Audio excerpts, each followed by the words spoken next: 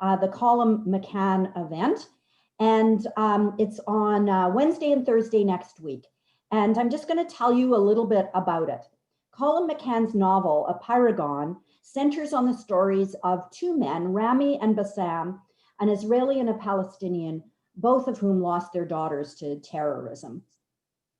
We're going to look at the way that this central story is interpreted in two different formats and two different media. So on the first night, we're going to watch a documentary based on the story. And that evening is going to be led, it's sponsored by the Israeli Committee. And Gillian Hellfield is going to lead us in discussions about the film and the content of the film as a documentary and as that story. And then on the second night, on the 28th, Colum McCann will be with us live on Zoom. He's going to read from the amazing novel, and he's going to be interviewed by Marcia Lederman of the Globe and Mail, and there will be an opportunity for you to ask your questions about the novel. And for those of you who have read it, I spoke about it here, maybe even our first session together, if not our second. And for those of you who have read it, you probably have questions to ask. The other thing I wanted to talk about, very briefly, is the effect that the pandemic has had on the publishing world. And you know, it's quite extraordinary, because what it said is that in times like this, people turn to reading. They have done so. Sales are up at least 8 to 10%. And in book sales, that's pretty incredible. And bookstores too, many of them have been doing very well. Those who pivoted quickly to having delivery services and you know, pickup, they have really thrived during this time as people have turned to books. So two of the books that have really done well during this time are both kind of surprises. One is Queen's Gambit and the other Bridgerton. And of course, you know, the reason why both of those have done so well, because they've been made into unbelievably popular shows on television. And I'm going to say just for a moment why it's such a surprise about Bridgerton. The Bridgerton series is actually a romance series. Like, it's just total romance. And never do the mainstream producers want to produce romance in that way. Nice love stories, those things are generally put to Hallmark, etc. But this, the Bridgerton series, is a huge success. And you know, somebody, what's her name, Shonda Rhimes, made the decision, and what a perfect decision for these times. We're all being carried away into the early 19th century and enjoying the story of the Bridgerton family. Queen's Gambit, in 1 week, books on chess saw an increase of, ready for it, 168% in unit sales. That is unbelievable. But I wanted to share with you a fascinating fact that I turned up. Many of the very glamorous scenes of the show were filmed in Germany, but even more were filmed here in Ontario. The home that they lived in is in Cambridge, and here in Toronto, the department store that you see, Ben Snyder, that is actually the Winner store just down the street from me, across from Bursey Park on Front Street. The high school is actually Western Technical Commercial School in High Park. Okay, can you, I can't see myself, so I don't know if you can see this book. It is Becoming Duchess Goldblatt. And the first thing I want to do is ask whoever it is who suggested this book to me, could you please unmute and identify yourself if you're here?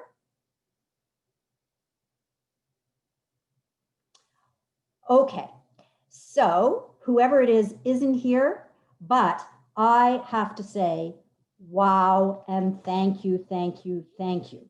And how can I thank you for this? I can thank you by telling all the rest of you about the book and encouraging you to read it and to spread the word. So it is about a Twitter account. And I learned about Twitter very early in its life. It was actually created in March 2006 by someone at Humber College where I was teaching. We wondered if Twitter was going to become a tool for teaching and communications in the same way as blogging had. I was skeptical. What could you say in 140 characters? While I was at Humber, we were all encouraged to tweet, but I didn't love the idea of tweeting. And so I only did it once a year. And that once a year was on the Blue Jays opening day. After leaving Humber, I didn't look at Twitter again. So I didn't know about the Duchess Goldblatt. This book is an extraordinary story. Part of it is the memoir of a lonely, grieving woman in deep pain. The other part is the story of her Twitter creation, the Duchess Goldblatt, known to her followers as Your Grace or YG. She's an 81-year-old wit and lover of humanity. Throughout the book, there are examples of her tweets, every one of which will enrich your lives. After a very difficult home life and a devastating marriage, after job loss and abandonment by friends, the anonymous author of this book and the anonymous creator of Duchess Goldblatt, almost by accident, created the Duchess Goldblatt on Twitter. When she realized that she needed an image, something for people to look at, she found, and I'm going to share it with you here.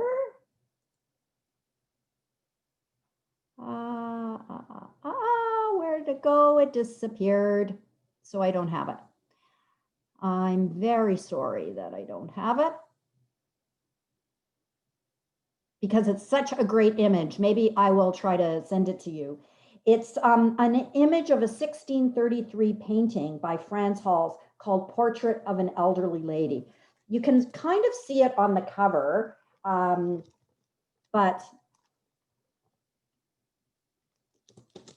you probably recognize the painting, but it's really great to see the whole thing.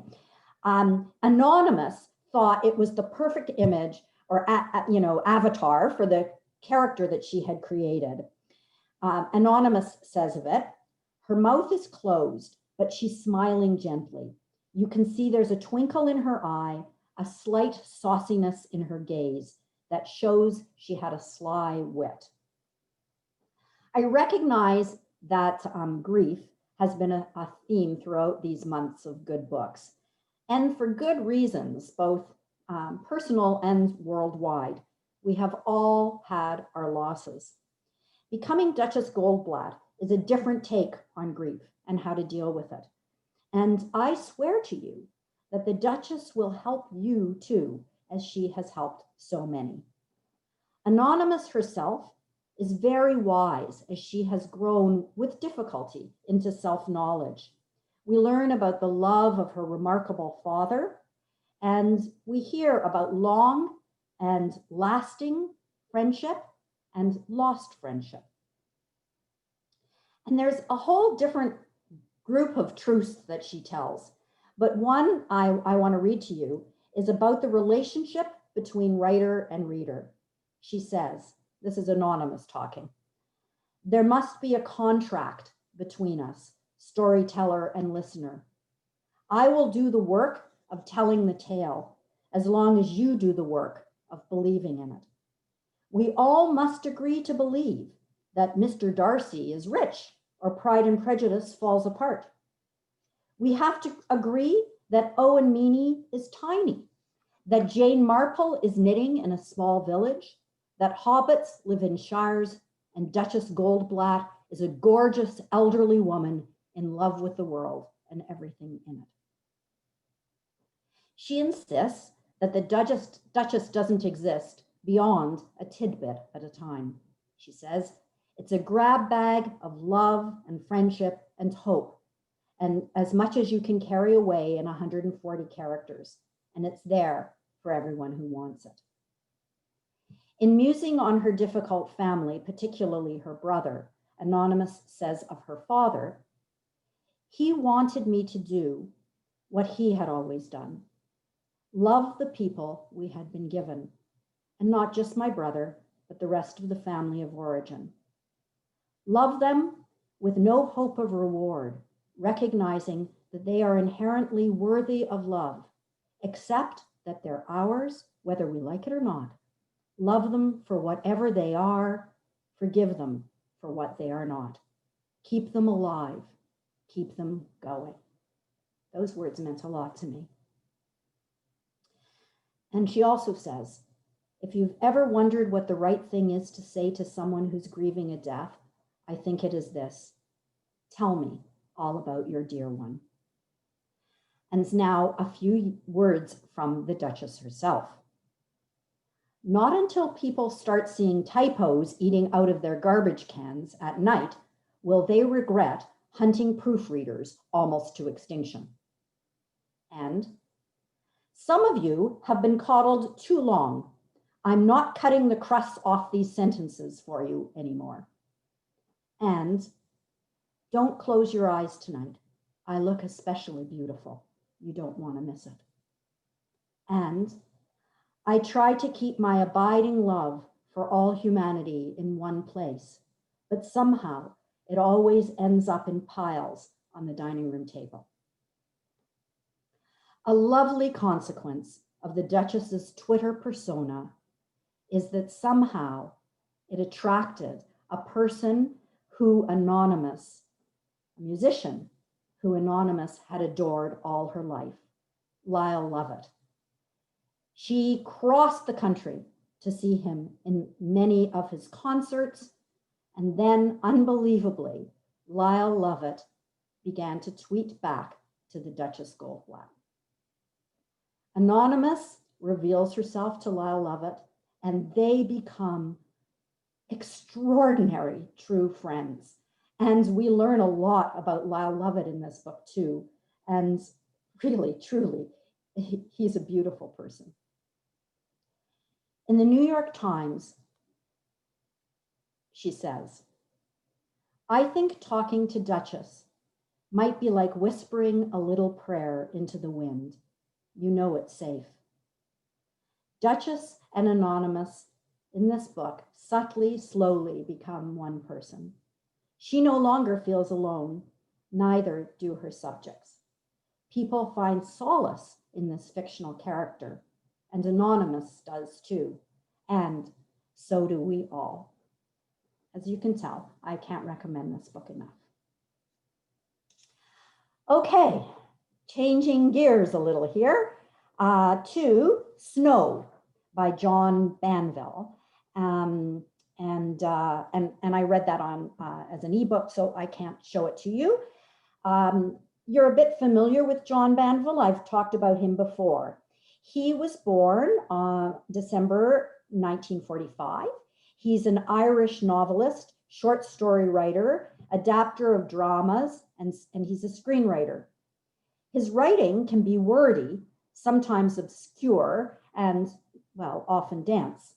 He's been compared to Nabokov, but Banville himself maintains that W.B. Yeats and Henry James are the two real influences on his work. And you will recall that I talked about his Mrs. Osmond, which was based on a novel by Henry James. He's considered one of the greatest writers writing today and is being considered for a Nobel Prize. Banville has won just about every international award there is going, including the James Tate Black Memorial Prize, the Franz Kafka Prize, and in 2005, he won the Booker Prize for The Sea. His first novel was called Night's Pawn and was published in 1971. He is a famous perfectionist.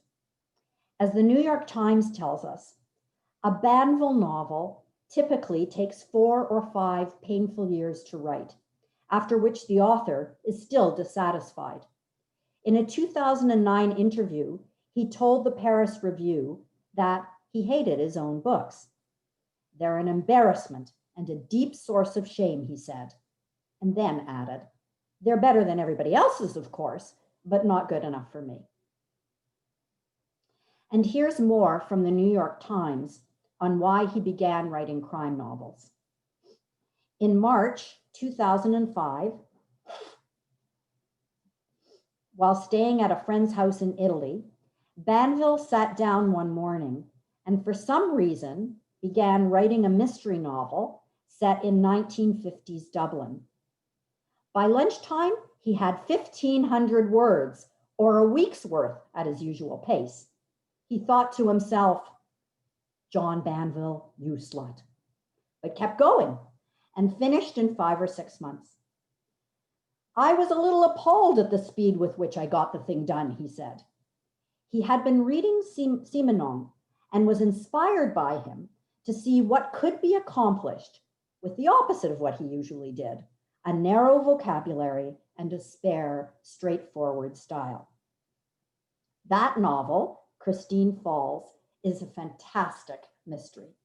It's about a heavy drinking doctor named Quirk, whose job as the pathologist in the Dublin coroner's office puts him in the vicinity of a lot of corpses.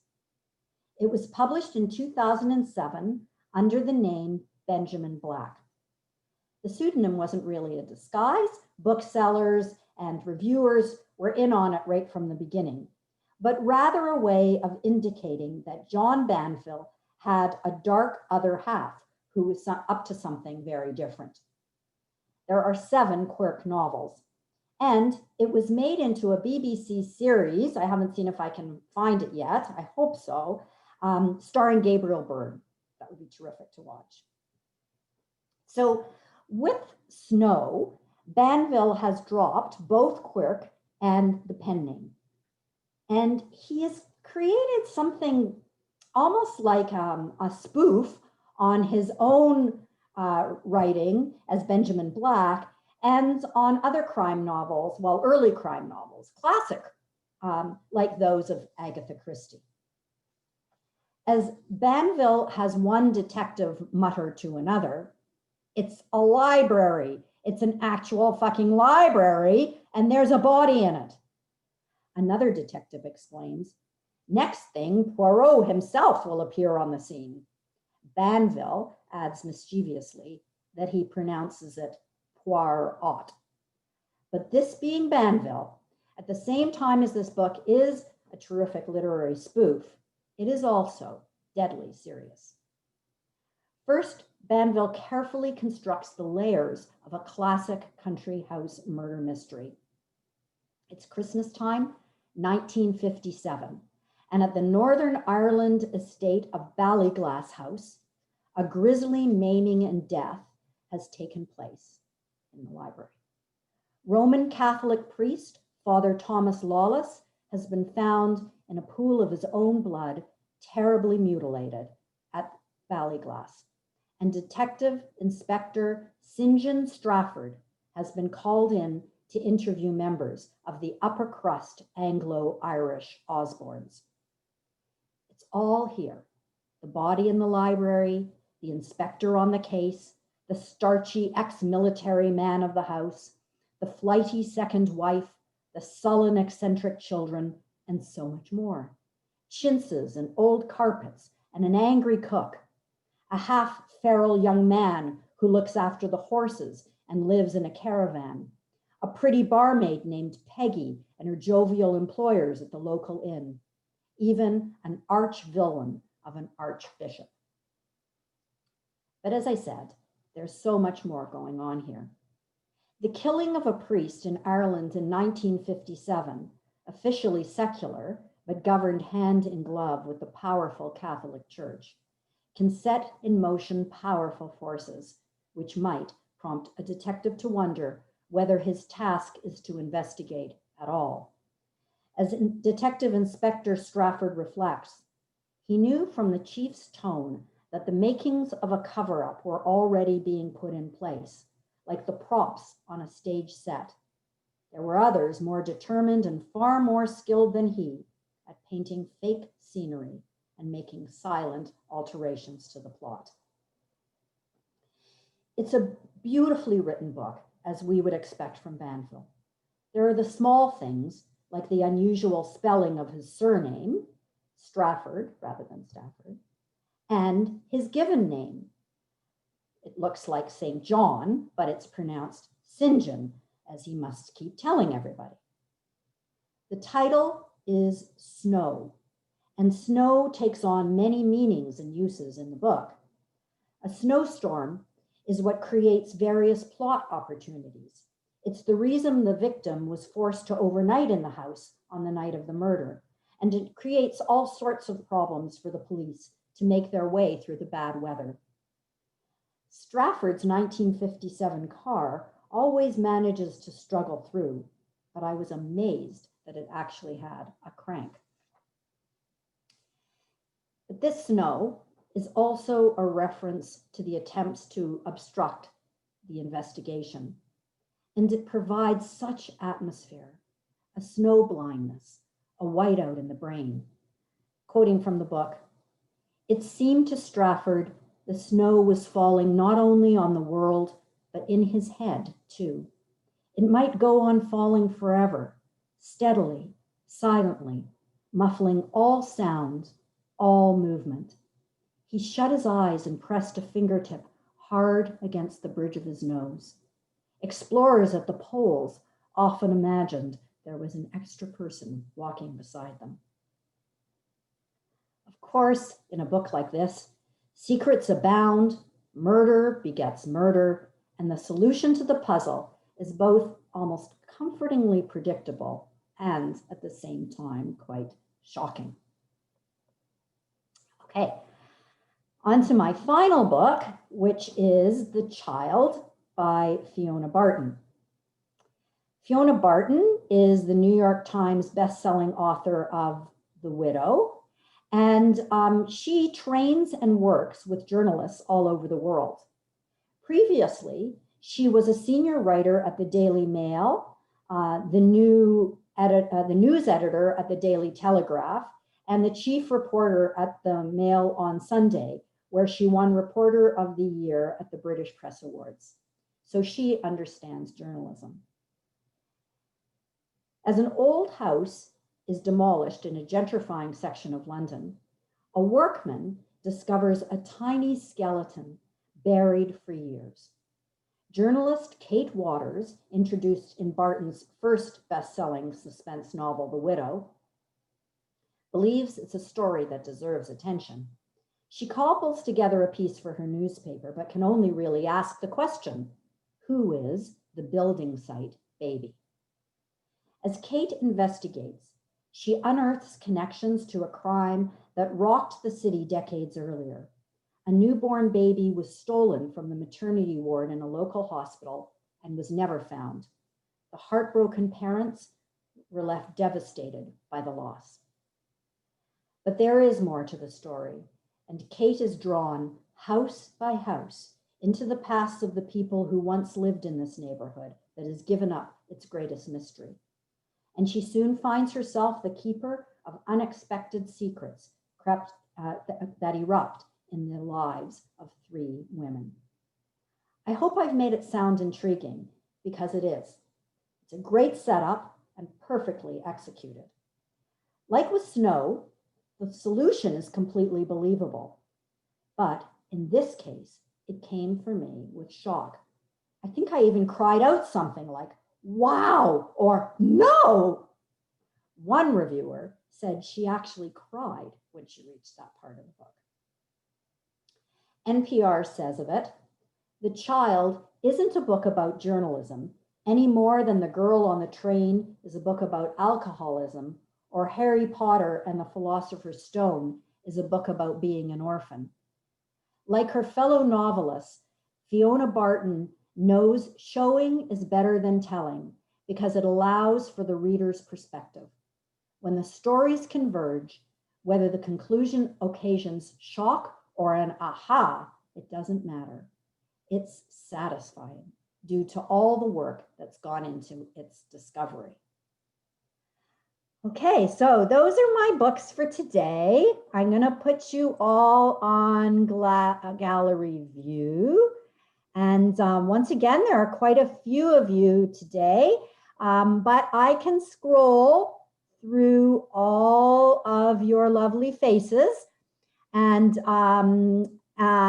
Myra, are you saying you want to say something? Please. So anyone, unmute yourself, wave and unmute yourself and begin. So Myra, unmute. Nope. Here we go. Okay. Hi. Can everybody hear me? Yeah. Okay. So this book is called Master of Shadows, and it's about Peter Paul Rubens, the painter. And I'm about halfway through it. It's actually a history book about the early 17th century, but it doesn't read like a history book. It reads like a novel. It reads like a John le Carré novel, quite frankly. I was at the art gallery in Toronto a couple of years ago. It must be a couple of years ago now, right? And there was an exhibit about Rubens there. And it was wonderful. And you don't know me, but art sometimes makes me cry. It made me cry. There were some harpsichord players playing music that was contemporaneous. And there was this book. And I sort of put it down and picked it up and put it down and picked it up, but I'm back into it now. And what it does, it's factually correct, because I think, but what it does is it tells you about how a person can be multifaceted. It teaches you that, because we all know Rubens is this amazing, wonderful painter, but we now get to learn about him as a person, and we get to learn about him as a man of the world. He was a diplomat, and he was a spy. And you know this from the very beginning. And like I said, I'm only halfway through the thing. But if you have any interest at all in art, and any interest at all in how art and how life imitates art, if you will, I recommend this. The author is someone named Mark Lamster, Lamster, and he's a historian, but he knows how to write a story. So if you're interested in art, and you're interested in spies, and you're interested in the whole Dutch, Spanish, if you've been to, Flanders, if you've been to that part of the world, you should read this book. Thank you, Mark. Terrific. Enjoy it. Alice, go ahead. I'm going to recommend two books I read for two different book clubs. One is called Last Boat to Tangier, and it's by Kevin Barry, who is an Irish author. And I'd call the writing lyrical. It's the story of two lifetime crooks, mostly drug dealers, who are waiting and looking for a missing daughter in Tangier, in the waiting room of a ferry terminal. And even though it takes place in one area, it goes through their lives, and it's quite beautifully written. And I heard myself, or found myself reading it in an Irish brogue. The other book, or maybe an author, is I finished the book by Batya Gur, G-U-R. I don't know if anyone is familiar with her, but if you have time to read her, she's no longer living, but she writes a lot of mysteries that take place in Israel. And the particular one I read is called Murder in Jerusalem. And it starts in a sort of chaotic way, but as you get into it, and at the end, you find out some very interesting things about Israel that sort of parallel with a paragon.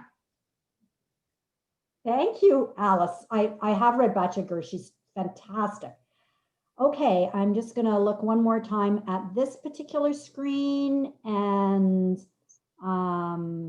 now I will go on to the next screen.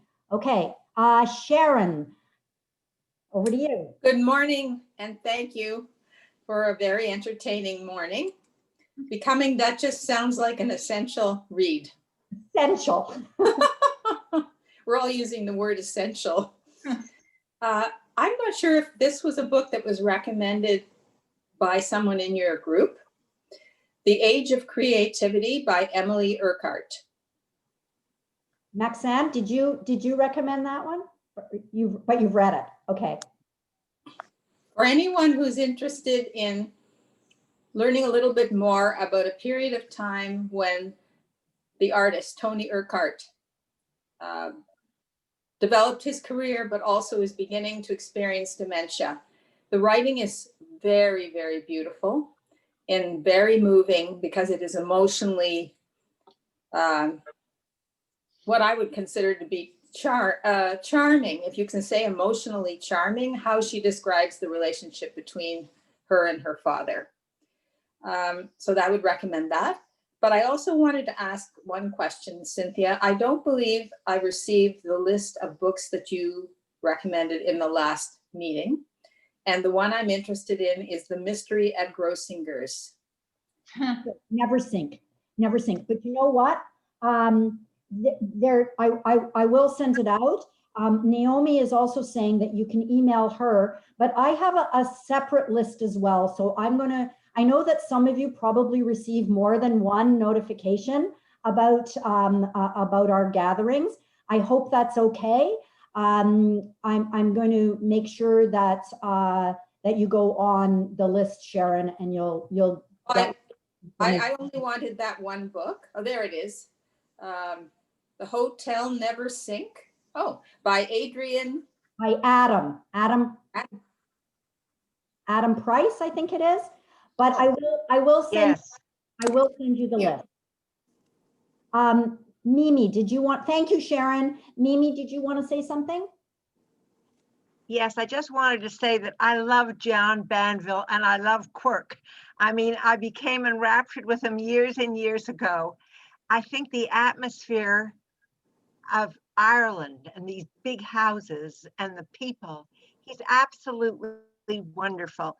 But I wanted to mention the book again. I think I told you, Cynthia, and I think you've read it, is Legion by Night, the one by Derek Miller. Yes. Yes. And I think it's wonderful. Yeah. You know, it was his first book. The other two that he did after that are not as wonderful, but this one is. It is, it's Norway by Night, right? Yes, yeah. No, it's Norwegian. Norwegian by Night? Well, I think it's Norwegian Night. I'll check it. Norwegian by Night? yeah, Yeah. I think so. I'll check it out and I'll make sure that I put it on the list, Norwegian by Night, because it is really great. For some of you who are in my private book clubs, and actually, I think we did it in class too at Holy Blossom. It was one that I was doing for a couple of years because I loved it so much. Great characters. I mean, it's very interesting. Thank you, Mimi. Thank you. Okay, anybody else? Maxanne, what have you got for us? Yeah, well, excuse me. I just wanted to mention The Pull of the Stars. I know we talked about it, but I just finished it and I don't remember hearing this anywhere. Of course, it's based on the epidemic in 1918 in Dublin, but its other main theme is the horror of the mother and children homes in Ireland. And this incredible report just came out. And so everything that she talks about in that novel is now officially recognized in Ireland, and it has never been until now. So if you haven't read the book, there's a double, it's just a superb book, but another reason to read it. Thank you, Maxanne. Okay, I'm keeping going through these screens. Any other hands up?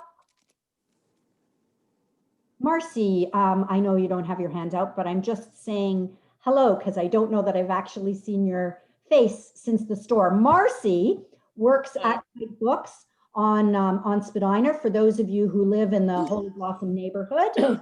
And are they doing pickup at the store, Marcy, on Spadina? Yeah, we're doing curbside, and you can phone ahead of time and order your books, and we get them all ready, and you just call us when you get there and we hand them out to you. Yeah. It's working pretty well. We really appreciate the support from the community because it's kind of tough times doing curbside. It's, as a bookseller of many years, it's probably the most challenging job I've had because I can't engage with my customers. I can't talk about books. I can't show you, try, I learn a lot from my customers, probably more than they learn from me. And I'm missing that a whole lot. I am reading Shuggie Bain right now, and I'm loving it. Yeah. And I don't know if you've talked about it before, but it's I got to see an interview with him on a Zoom last week, and I just started the book, and he is just such an incredible gentleman. And he, it's his first novel, and he deserves the prize for sure. I'm really happy with it. So I'll have more to say about it maybe when I finish it, but I'm right at the beginning. So that's what I'm reading. Thanks, Marcy. Okay, anybody else with suggestions or comments? I'm just gonna scroll through one more time. If anybody has anything that they want to say, just unmute yourself and pipe up now since I haven't seen anyone else. So if there is nothing else, I actually want to tell you about one more thing that I'm doing. First of all, I want to say, everybody encourage more people to join us. There are more people joining all the time. It's lovely. The more, the merrier. We're a real community now. But I want to tell you about another event that I'm doing before the next time that we get together. And I will send out a notice about this. On February 5th, I'm appearing on Zoom at the American Jewish University, which I didn't even know existed, but they have asked me to speak there. And I'll be talking about three contemporary novels about golems. Some of you might have seen me talk about golems at Holy Blossom. I'll send out the notice, and I hope you will that you will join me there and listen to what I have to say. And I see that Sue Ann Kelman is on today. Thanks to her, because she suggested me to the American Jewish University, and I'm having fun preparing for this. So that, I believe, is all for today, everybody. First of all, keep well, and secondly, keep reading. And I will see you all in 2 weeks. Bye, everybody. Thank you. Thank you.